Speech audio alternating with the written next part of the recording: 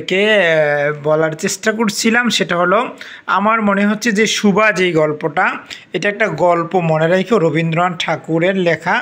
এই গল্পটা থেকে সৃজনশীল আসার সম্ভাবনা রয়েছে। সুভা গল্পটা আসলে একটা বাক প্রতিবন্ধী মেয়েকে নিয়ে লেখা, যার নাম সুভা, সংক্ষিপ্ত নাম সুভা, যার প্রকৃত নাম হচ্ছে সুভাষিনী। অত যে সুন্দর করে কথা বলে প্রতাপ তাকে সু বলে ডাকতো।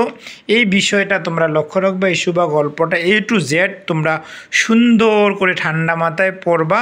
আশা করি পড়লে তোমাদের এই সুভা থেকে আশা করি তোমাদের একটা সৃজনশীল থাকার সম্ভাবনা রয়েছে। সুভা গল্পটি রবীন্দ্রনাথ ঠাকুরের গল্পগুচ্ছ থেকে নেওয়া হয়েছে। এই সুভা গল্পটা আমার মতে অনেক বেশি ইম্পর্টেন্ট। আরেকটা বিষয় হলো, আরেকটা হচ্ছে তোমাদেরকে আমি দেখানোর চেষ্টা করছি, সেটা হলো তোমার এই বই পড়া প্রবন্ধটা প্রমোদ চৌধুরীর, যার সাহিত্যিক ছদ্মনাম বীরবল। এই বই পড়া যদিও প্রবন্ধটা মানুষের সর্বশ্রেষ্ঠ শখ হলেও আমি কাউকে বই পড়তে পরামর্শ দিই না। এটার ব্যাপারে অনেক সুন্দর চমৎকার করে তিনি লিখেছেন। এই বই পড়া প্রবন্ধটা, এটা একটা প্রবন্ধ মনে রাখো, এইটাও তোমার খুব ইম্পর্টেন্ট। এইটা থেকেও তোমাদের সৃজনশীল আসার সম্ভাবনা রয়েছে। কবি বই পড়াকে লাইব্রেরির উপরে কি স্কুল কলেজকে লাইব্রেরির উপরে স্থান দিয়েছেন। এখানে কিছু কথা লেখা আছে। এই যে প্রবন্ধ সংগ্রহ, প্রমোদ চৌধুরীর প্রবন্ধ সংগ্রহ বই পড়াটা একটি লাইব্রেরি বার্ষিক সাধারণ সভায় এটা প্রবন্ধ আকারে উপস্থাপন করা হয়েছিল। এটার থেকে তোমাদের সৃজনশীল আসার সম্ভাবনা রয়েছে। তারপরে অবাগী স্বর্গটাও তোমরা একটু দেখে নিও, এইটাও তোমার একটা ইম্পর্টেন্ট আমি আমার দৃষ্টিভঙ্গিতে, এইটাও একটা ইম্পর্টেন্ট। আরেকটা হলো বন্ধুরা, যেটা আমি তোমাদেরকে দেখানোর চেষ্টা করতেছি, যেহেতু এটা আমার একটা পুরনো বই, আমার অনেক স্মৃতি জড়িত এই বইটার সাথে।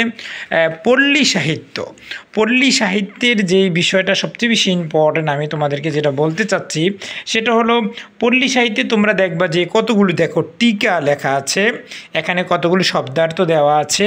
তারপরে এই শব্দার্থ, টিকা, পাঠ পরিস্থিতি, এটা থেকে 100% তোমাদের একটা নৈভিত্তিক কোশ্চেন হলেও কমন পড়ে যাবে। এটা তোমরা 100% পড়ে নিয়ে যাবে।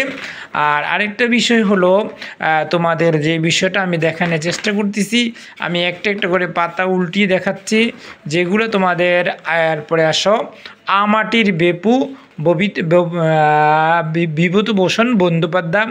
এটা আসলে কৈশোরের দুরন্তপনা প্রকাশ পেয়েছে, এটা মোটামুটি ইম্পর্টেন্ট, এটা থেকে সৃজনশীল আসতে পারে। তবে এই যে একটা প্রবন্ধ মানুষ মোহাম্মদ সাল্লাল্লাহু আলাইহি ওয়াসাল্লাম, এটা খুব বেশি, এটা ভেরি ভেরি ইম্পর্টেন্ট, এটা থেকে সৃজনশীল আসতে পারে। আল্লাহ রাসূল সাল্লাল্লাহু আলাইহি সাল্লামের দৈহিক সৌন্দর্য এবং রাসূল যে ইসলাম প্রচারে নির্যাতিত হয়েছিলেন সেই বিষয়টা এস এম ওয়াজেদ আলী সুন্দর করে লিখেছেন। তিনি এই তোমার এই মানুষ মোহাম্মদ প্রবন্ধটি এস এম ওয়াজেদ আলীর মরুভাস্কর থেকে নেওয়া হয়েছে। আর আরেকটা বিষয় বন্ধুরা তোমাদের লক্ষ্য রাখা দরকার, সেটা হলো এই যে তোমার এই মরুভাস্কর আর এই মানুষ মোহাম্মদ প্রবন্ধের যে তোমার ইয়েটা রয়েছে, যে শব্দার্থ টিকাগুলো রয়েছে, এগুলো তোমাদের খুব বেশি ইম্পর্টেন্ট, এগুলো তোমরা পড়ে নিবা। আরেকটা হচ্ছে নিম গাছ, এটা থেকে তো সৃজনশীল আসবেই। নিম গাছ যদিও ছোট একটা গল্প, এটা একটা প্রতীকী গল্প। বনফুল লিখেছেন, বনফুলের প্রকৃত নাম হচ্ছে বলাইচাঁদ মুখোপাধ্যায়। এই নিম গাছ গল্পের যে ম্যাজিক বাক্যটা, ওদের বাড়ির গৃহকর্ম নিপুণা লক্ষ্মী বউটার একই দশা, এইটা লিখে এটা নিবে। আরেকটা হচ্ছে উপেক্ষিত শক্তির উদ্বোধন, এই বিষয়টা আমার দৃষ্টিভঙ্গিতে খুব ইম্পর্টেন্ট। আর শিক্ষাও মনুষ্যত্ব, এই গেল তোমাদের প্রবন্ধ। আর আরেকটা বিষয় হলো তোমরা মমতা দিটাও একটু দেখে নিবা। আরেকটা হচ্ছে যে প্রবাস বন্ধু, এগুলো একটু দেখে নিবা। আশা করি এগুলা থেকে তোমাদের সৃজনশীল কমন পড়ে যাবে। আর সর্বশেষ সাহিত্যের রূপরীতিটা অনেক কঠিন, যদি পারো এটা একটু রিভাইজ দিয়ে যাবা, এটা থেকেও সৃজনশীল আসতে পারে। তবে আমি প্রথমে যেগুলো বলছি সেগুলো থেকে বেশি আসবে। এবার আমি চলে যাব তোমাদের কবিতায়। কবিতার ক্ষেত্রে আমি তোমাদেরকে বেশি একটা সাজেশন দিব না।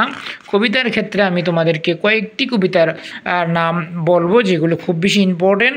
এই যে আমি তোমাদেরকে জুম করে দেখাচ্ছি, এই যে বঙ্গবাণী কবিতাটা থেকে অবশ্যই তোমাদের সৃজনশীল আসবে।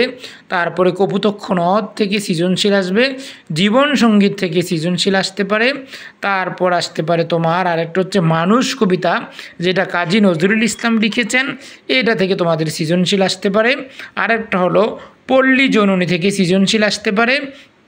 আরেকটা হলো রানার, এটা থেকে তোমাদের সৃজনশীল আসতে পারে। আরেকটা হলো আমার পরিচয়, এটা থেকেও তোমাদের সৃজনশীল আসার সম্ভাবনা খুব বেশি। সর্বশেষ সাহসী জননী বাংলা, এই কবিতাটা থেকেও তোমাদের সৃজনশীল আসার সম্ভাবনা খুব বেশি রয়েছে। আমি যেই প্রবন্ধ কবিতাগুলো তোমাদের সামনে উপস্থাপন করলাম, আশা করি এগুলো তোমরা যদি ভালো করে পড়ে যাও, ইনশাল্লাহ তোমাদের সৃজনশীল কমন পড়ে যাবে। আর নৈবিত্তিকের ব্যাপারে আমার সাজেশন হলো পুরো বইটা ঠান্ডা মাথায় সুন্দর করে একবার রিডিং পড়ে তারপরে গাইডটা ভালো করে দেখে যাবা। আশা করি তোমাদের নৈবিত্তিক কমন পড়ে যাবে। সবাই ভালো থাকবা, সুন্দর করে পরীক্ষা দিবা। পরীক্ষার হলের ভিতরে খাতাটা সুন্দর করে মার্জিন করবা এবং কি নীল কালি দিয়ে সৃজনশীল প্রশ্নগুলোর 1, 2, 3 নং প্রশ্নের উত্তরগুলো, সৃজনশীল প্রশ্নগুলোর উত্তর উপরের অংশটা নীল কালি দিয়ে লিখবা। খাতাটা পেন্সিল দিয়ে স্কেল করে সুন্দর করে পরিপাটি করে লিখবা। সবাই ভালো থাকবা। আশা করি তোমাদের সবার পরীক্ষা ভালো হোক, তোমরা সবাই সুস্থ থাকো, এই মঙ্গল কামনা করছি। পরবর্তী সময়ে আবার বাংলা দ্বিতীয় পত্র ইসলাম শিক্ষা বাংলাদেশ বিশ্ব পরিচয়ের সাজেশন নিয়ে তোমাদের মাঝে উপস্থিত থাকব। আর আরেকটি বিষয় হলো, আমার এয়ার বাংলা একাডেমিতে তোমরা প্রতিদিনের পরীক্ষার প্রশ্নের উত্তরের সমাধান পাবে। সবাই ভালো থাকবা। আসসালামু আলাইকুম ওয়া রাহমাতুল্লাহি ওয়া বারাকাতুহু।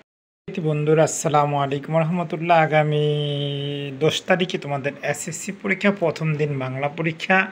সবারই মনে একটা উৎকণ্ঠা বিরাজ করছে যে পরীক্ষাটা যে কেমন হয় বা কী ধরনের প্রশ্ন হয়, সেই বিষয়গুলো নিয়ে তোমাদের একটা উৎকণ্ঠা বিরাজ করছে। তো আমি আজকের এই ভিডিওতে আমি চেষ্টা করব, যেহেতু আমি বাংলা বিষয় আজকে অনেক বছর ধরে পড়াই, প্রায় 17-18 বছর ধরে বাংলা বিষয় নিয়ে আলোচনা পর্যালোচনা এবং কি অনেক প্রাইভেট পড়াইয়ে থাকি। সেই বিষয়ে অভিজ্ঞতার আলোকে আমি আজকে তোমাদেরকে বাংলা বিষয়ে কিছু সংক্ষিপ্ত কিছু সাজেশন দেওয়ার চেষ্টা করব। হয়তোবা এগুলো থেকে আসার সম্ভাবনা অনেকটাই রয়েছে বা আসতে পারে।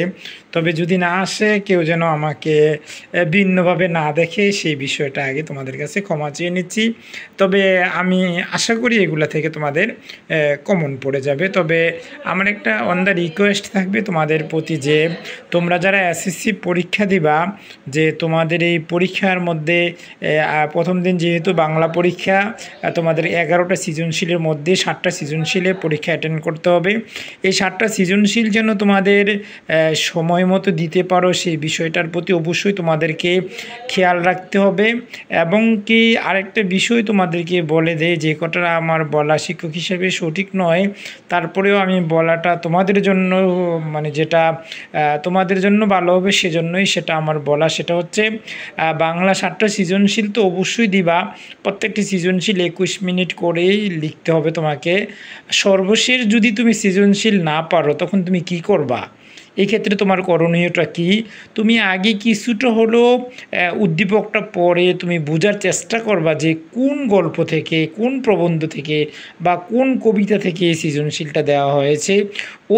ওই কবিতার আলোকে কিছু যদি লিখে দিয়ে আসো, একবারে না ছেড়ে কিছু যদি লিখে দিয়ে আসো, আশা করি তুমি নাম্বার পাবে।